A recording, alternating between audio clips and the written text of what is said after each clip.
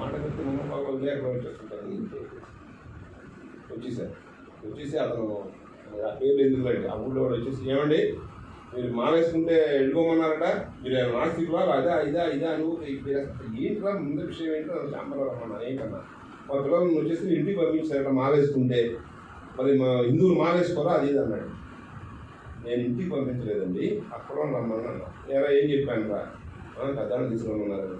నేను పెద్దవాళ్ళని తీసుకురామన్నా, మిమ్మల్ని అందరం తీసుకురామన్నా. వాళ్ళు తీసుకురాలేదు, నేను ఇప్పుడు తీసుకొచ్చాను. ఆ తల్లిదండ్రులు తీసుకురామన్నా. నేను ఆ 12 మందిలో ఎవడో తల్లిదండ్రులు లేరు, అందరూ ఈ బయట చోదిగాడి అది ఎదురు వచ్చేస్తారు. ఆ పిల్లలు ఉండరు సావరు. చూసండి ఇప్పుడు సరిగా మీరు మధ్యాహ్నం మీరు మీల్స్ బాగా పెట్టట్లేదంట, అది తెలియదు సాగు ఎవడో చెప్తే వచ్చేస్తున్నాను మీరు దానికంటే. వచ్చేస్తే మీ పేరెంట్స్ ఎవరన్నా రమ్మన్నా అనేసరికి అప్పుడు అక్కడ దూరంగా ఉంటే వాళ్ళు పిలిచారు, వాళ్ళకి వచ్చారు. ఎవరు నిన్న మిమ్మల్ని రమ్మన్నాను, మీరందరం రమ్మన్నా. ఎందుకు వేశారు మీ అబ్బాయికి వేషం అన్నా అంటే ఇంట్లో బాగాలేదంటే మా అబ్బాయికి నేను మొక్కుతున్నాను అందరికి వేస్తున్నాను. ఇంకోటి అంటే ఇంకోటి కూడా చెప్పాడు, మీ అబ్బాయికి ఒంట్లో బాగోకపోతే మొక్కుకుంటే నువ్వు వేసుకో, నువ్వు పుణ్యం చేస్తే మీ అబ్బాయి తగ్గుతుంది. వాడికి చేసేదే పుణ్యం, వాడు చేసేదే దీక్ష. పొద్దున్నే 10 గంటలకు బడికి వస్తే సాయంత్రం 5 గంటలకు నువ్వు అమ్మ ఎవరో నాన్న ఎవరో ఇల్లు ఎక్కడ కూడా వాడికి తెలియదు. మేము చెప్పింది ఏమంటాడు, మా వైపే చూస్తాడు. సర్వేంద్రియాన్ని ఇక్కడే కేంద్రీకరించి వాడు దీక్ష చేస్తున్నాడు. వాడికి మళ్ళీ దీక్ష ఎందుకు? నువ్వు దీక్ష చేస్తే ఆయన మేము ఎలా అనుకోడు, మళ్ళీ లేచిపోతాడు, నిద్రపోతూ ఉంటాడు. ఇక్కడ లేచి ఎక్కడికి వెళ్ళిపోతారా, సర్దికి వెళ్ళిపోతాను అంటాడు. ఇదంతా అవసరం మాకు? వాడు దీక్ష చేస్తున్నాడు కదా ఇక్కడ, అని చెడగొడుతున్నారు మీరు. మీ అబ్బాయికి బాగోదు నువ్వు వేసుకో, శాస్త్రం ఎక్కడా కూడా మన బిడ్డలకు బాగోలేదంటే నువ్వు తప్పు చేస్తున్నావు అంటావు. నువ్వు దీక్ష చేయి, నువ్వు పుణ్యం చేయి, నీ బిడ్డకు వస్తుంది. మాట్లాడలేదు సార్, ఇంద్రాబ్ సార్ వస్తుంది. అదే కదా మేస్టర్ మీరు అలా నేను అలా రమ్మనండి. ఎందుకు రమ్మంటాను, ఎందుకు ఎలా తోసేస్తాను నేను? పేరెంట్స్ రమ్మను అని అప్పటి నుంచి నేను దాదాపు ఉన్నంతకాలం ఎవరు మాలేదు కదా. ఎందుకు విషయం తీయాలి కదా, మనం పుణ్యం చేయాలి. మన బిడ్డలు సరిగా లేకపోతే మన దేవుడు ఏడిస్తే ఎలా కుదురుతుంది? చేయి, దానికి కావాల్సిన ఏర్పాటు పుణ్యం చేయి. ఏం చేస్తే నీ పుణ్యం సంపాదిస్తావు, ఆ పుణ్యం నీ బిడ్డలకు వస్తుంది. ఇలాంటి పుణ్యం చేయబట్టానక్క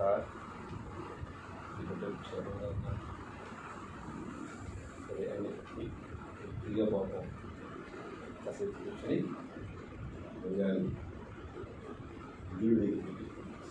గుడికి ఎంత ఆనందం, ఆయన చిన్న హృదయం ఇంత ఆనందం పట్టలేదు. గుడికి పోయి అన్నీ పెట్టాడు, అన్నట్టున్నాడు. ఏం తింటామండి ఈరోజు పెట్టడం అంటే కొన్ని 100 పదార్థాలు వేసి ఏం తింటాం అసలు? శుచిగా ఆయిల్ పెట్టిన సార్ ఎంత పెట్టినా సార్ పెట్టాడు. వచ్చింది కదా సభలోకి అందరూ కూర్చున్నారు. సభలోకి వచ్చాడు ఈయన. ఎవరు? ఇందాక ధృతరాష్ట్ర ఇంటికి వెళ్ళాడు, ఇప్పుడు సభలోకి వచ్చి కూర్చున్నాం. అందరూ కూర్చుంటే ముందర ధృతరాష్ట్ర అంటాడు, ఆయన అసలు మా ఇంటి ఎందుకు వెళ్ళలేదు అని చెప్తుంది. తినాలి కదా నువ్వు, మేము పని చేసి మా ఇంటికి వచ్చిన వాడివి ఆచరణ అక్కడికి వెళ్తున్నావి అసలు ఏంటి చెప్పాను. ఏం లేదులే మామయ్య, ఏం లేదు.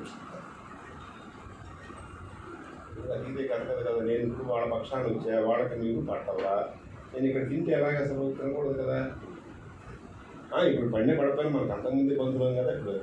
ఇక్కడ విడిచిపెట్టినా సమంగా ఉన్నా దానికి దీనికి సంబంధం ఏమి ఇక్కడ తినకుండా అయిపోయాడు వెళ్ళామో అని నేను ముందే అనుకున్నాను. అలాగా తింటాను అయిపోయినా తింటానులే అని ఇది ఇప్పుడు ఈ మాట చెప్తున్నాడు. కూర్చోడు కూర్చుంటున్నాడు. ఒకే మాట చెప్తే ఏం చేస్తాం మనం? అయినా ఇంకా మెల్లగా మొదలు పెట్టాడు. మాయ పాండవులు కౌరవులు క్షీరోదకంలాగా కలిసి ఉంటే మంచిది. ప్రతి మాటలో కూడా జగన్ గారి యొక్క పదాలు వినండి. పాండవులు కౌరవులు క్షీరోదకములాగా, పాలు నీళ్ళలాగా. అంటే ఇప్పుడు పాలెవరు? పాండవులు. ఎక్కడ దీన్ని సమాలంకారం అంటారు. ఒక వరుసలో చెప్పి ఆ వరుస అన్వయం చెప్తే అదే వరుస అన్వయించాలి. పాండవులు కౌరవులు పాలు నీళ్ళు. ఎక్కడ అసలు తేడా రానివాడు. పైగా ఈ కౌరవులకి పాండవులకి ఇక్కడ మనం మార్చాడు. కౌరవులకి పాండవులకి సాగు వచ్చినా నొప్పి వచ్చినా నీరే బాధ్యత. ఇందాక పాండవులు కౌరవులు అన్నాడా, ఇప్పుడేమంటున్నాడు? కౌరవులకి పాండవులకి సాగు వచ్చినా బాధ వచ్చినా నువ్వే బాధ్యత. అంటే కౌరవులకి ఏమో సాగు, పాండవులకి ఏమో బాధ. ప్రతి దగ్గరనండి ప్రతి పదంలో కూడా అంత చాకచక్యంగా దగ్గరగా చెప్తాడు. పైగా మా బావ మామయ్య నీ పక్షం చూస్తే అద్భుతమైన భీముడు, భీష్ముడు, ద్రోణాచార్యులు లాంటి మహావీరులు ఉన్నారు. ఈ భీష్ముని, ద్రోణాచార్యులు, కృపాచార్యులు, అశ్వత్థామ లాంటి వాడిని పాండవ పక్షాలు ఎదిరించేవాడు ఉన్నాడు. అసలు అడుపక్క చూస్తే భీమార్జునుడు, వాళ్ళు ఎదిరించేవాడు నీ పక్షంలో ఉన్నారా? అసలు అందరూ ఒకటి అయిపోయి నీ బలంగా ఉంటే నీకు ఎంత బలం అని ఓహోహో అనిపిస్తుంది. కానీ వాపకడ తిక్కల గారు నీకు వాపకడ తెలిసిపోతుంది కదా. కౌరవ పక్షాన బలం ఎవరని చెప్పాడండి?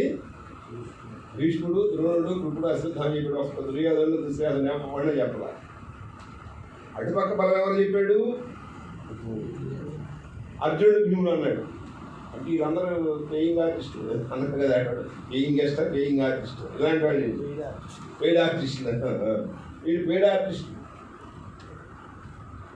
వాడు ఒరిజినల్. భీముని, అర్జునుడిని ఎదిరించగలిగేవాడు నీళ్ళు ఎవడున్నాడు? వీళ్ళని ఎదిరించేవాడు అందరూ ఎవడున్నాడు? మీరందరూ ఒకటి ఎంత బాగుంటుంది. ఈ విషయంలో కూడా వాడు అర్థం చేసుకున్న తర్వాత మనకు అర్థమయ్యేట్టుగా అద్భుతంగా రాసేస్తారు. వాళ్ళు నీ బిడ్డలే. ఒక రాజు అయిన వాడు ఆ రాజ్యంలో ప్రజలందరూ కూడా ఇబ్బంది లేకుండా చూడాలి. అందరూ తల్లి ప్రజలు, ఒకే రాజ్యానికి చెందిన ప్రజలు, వాళ్ళందరూ పుట్టుకున్నట్టు చూస్తే అలాగే పద్యం మొన్న కూడా చెప్పాను. సారపు ధర్మము విమల సత్యం పాపము చేత బొంకుచే చెడబారినదైన వ్యవస్థ దక్షుల వారపేక్ష చేసినది వారల చేటలు గాని ధర్మనిస్తారకమయ్యు సత్య శుభదాయకమయ్యము దైవమున్నడు. ఒక సంకట స్థితి ఏర్పడింది ఇక్కడ. ఆ సంకటాన్ని తొలగించే శక్తి నీకుంది. ఆ శక్తి ఉండి కూడా ఎవడైనా సరే అలసత్వం వదిలి వహించాడంటే అది వాడికే చేటు. సత్యానికి, ధర్మానికి చేటు కాదు. ఇక్కడ ధర్మాన్ని ఆచరించవలసింది. వాళ్ళు వెళ్ళిపోయారు, వాళ్ళకి ఇవ్వాలి కదా. పోకపోవడం ఏంటి? అధర్మమే కదా. అది నువ్వు చేయగలవు. అరే వాళ్ళకి ఇచ్చేయండి అని నువ్వు ఒక స్టాంప్ వేస్తే అయిపోయింది. చేయటం లేదు నువ్వు. ఆ దక్షత నీకే ఉంది. నువ్వు చెయ్యకపోతే అది నీకే చేటు. ధర్మాన్ని చూసుకుని వెళుతుంది, సత్యం ధర్మాన్ని వెళుతుంది. ఆ రెండింటిని ఉద్ధరించడానికి ఆయన ఉన్నాడు, దైవం ఉండేది. కాబట్టి మనకెందుకులే అని ఊరుకోకూడదు. మనం కూడా చెప్పాను, ఏదైనా ఇలాంటి సంఘటన వచ్చినప్పుడు ఆ సభలోని వాళ్ళు కూడా దాన్ని వ్యతిరేకించాలి. లేకపోతే అది అధర్మంలో 1/4 తిరిగొచ్చి చేరుతుంది. కర్త కారయిత ఆమోదకశ్చ అని ఒక పాపానికి వీళ్ళందరూ పాపం జరుగుతుంటే కానీరా అని అన్నవాడికి పాపం వస్తుంది, దాన్ని సమర్థించిన వాడికి వస్తుంది, ప్రేరణ చేసిన వాడికి వస్తుంది. ఇదంతా కూడా మరి ధర్మశాస్త్రాలు చెప్తున్నాయి. చూడు, ఈ కొడుకు మామూలు వాడు కాదు. ఎన్ని పనులు చేశాడు. చిన్నప్పటి నుంచి ఆ పాండవులను చంపడానికే ప్రయత్నాలు చేశాడు. భీముడికి విషాన్నం పెట్టాడు, పాములతో కల్పించాడు, తర్వాత లక్ష్మీని పెట్టి చంపడానికి చూశాడు. ఎన్ని చేశాడు.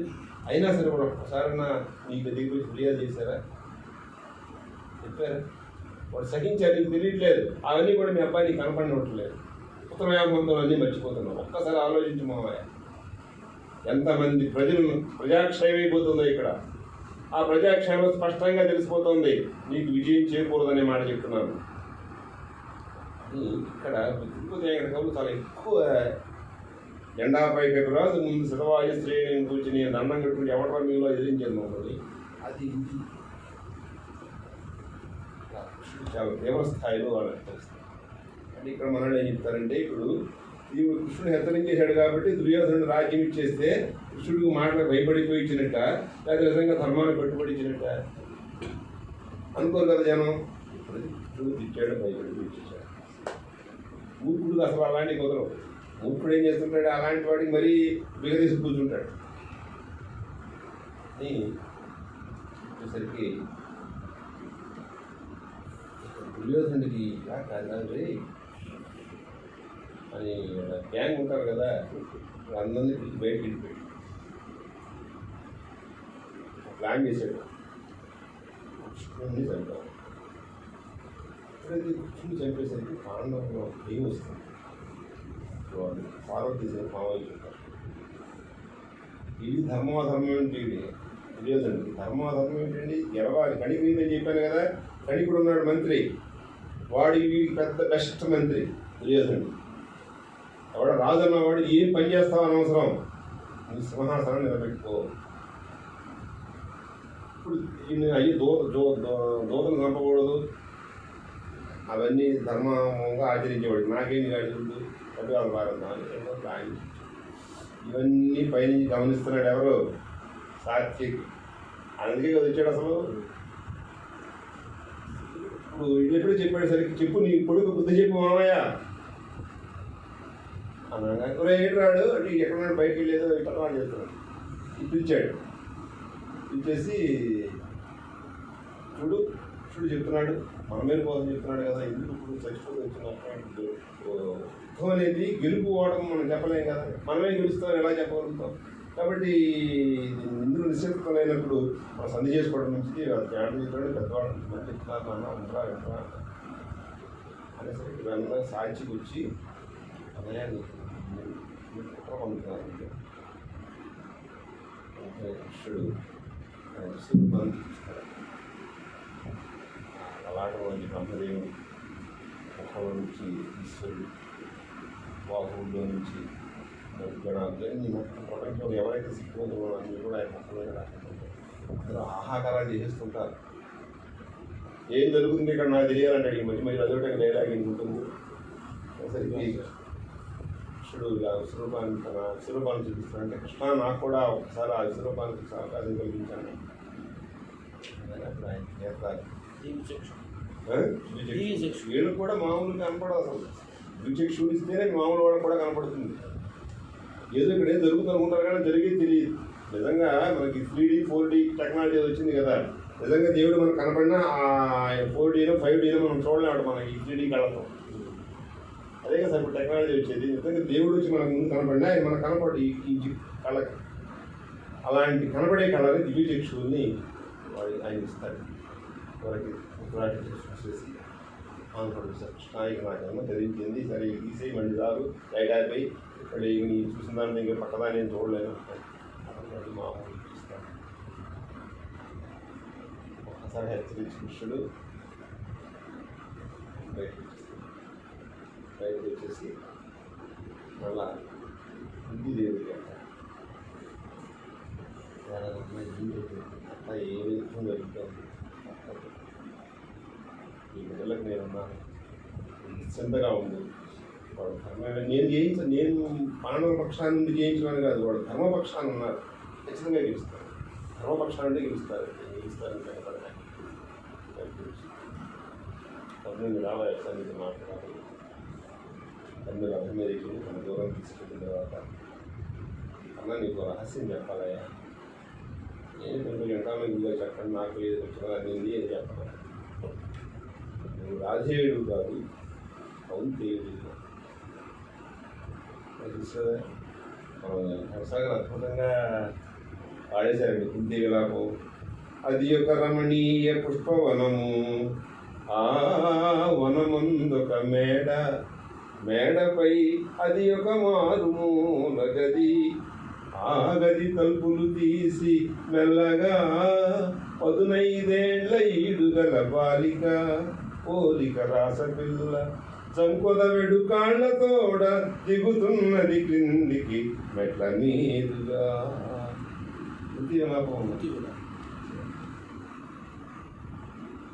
కుంతీదేవికి చెప్పాడు, అది మొత్తం స్టోరీ అంతా చెప్పాడు. చెప్పిన తర్వాత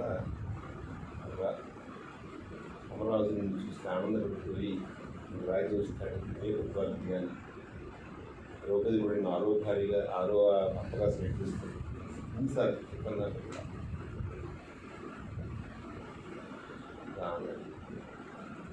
నిజంగా ఈ అధికారం ఇంత కావాల్సిన వాడు కదా, సూచులు కదా, అనర్హుడికి అంత పెద్ద యోగ్యత వస్తే ఎగిరి గంతే అసలు ఎవడైనా.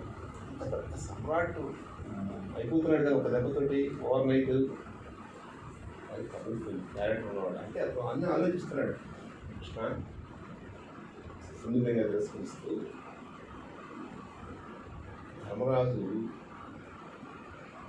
రాజ్యాన్ని ఎలా నేను ధర్మరాజు నాకు చెప్తే చెప్పి ఎవరికి చెప్పదు దయచేసి. ఈ సంగతి ఎవరికి చెప్పను నాకు చెప్పావు కదా.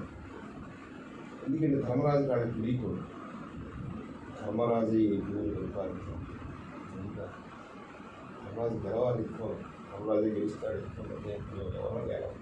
నేను కనుక ఇలాంటప్పుడు నేను అటు వెళ్ళిపోయి నేను పరిపాలిస్తున్న అలాంటి అయోగ్యుడు రాజ్యాన్ని పరిపాలించడానికి కలడు రాజు చెప్తాను.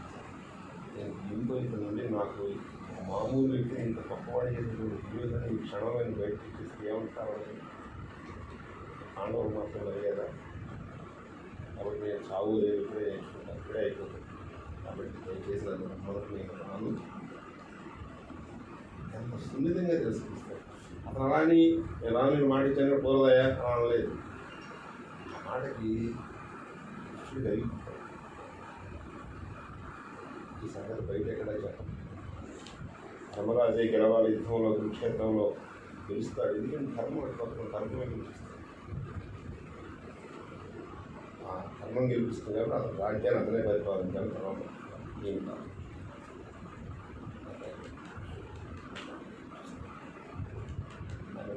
ఏమంటే కడాకులు అయిపోయింది అంటారు. ఎవరు సన్నాహాల్లో ఎవరు సేనాధిపతి పెట్టుకోవాలి, ఎవరు పెట్టుకోవాలి, ఏం చేసుకోవాలి, ఎంత సన్నాహం అంతా జరుగుతుంది. ఎటువంటి అంటే ఒక్క రాయబారం ఒకటే అసలు 2 గంటలు చెప్పుకోవచ్చు. అక్కడ చేయాలని తీసుకుంటే ఎంత అద్భుతంగా మలిచాడు ఇక్కడ అని మనం అడుగుతున్నా అసలు టైం అయిపోయింది.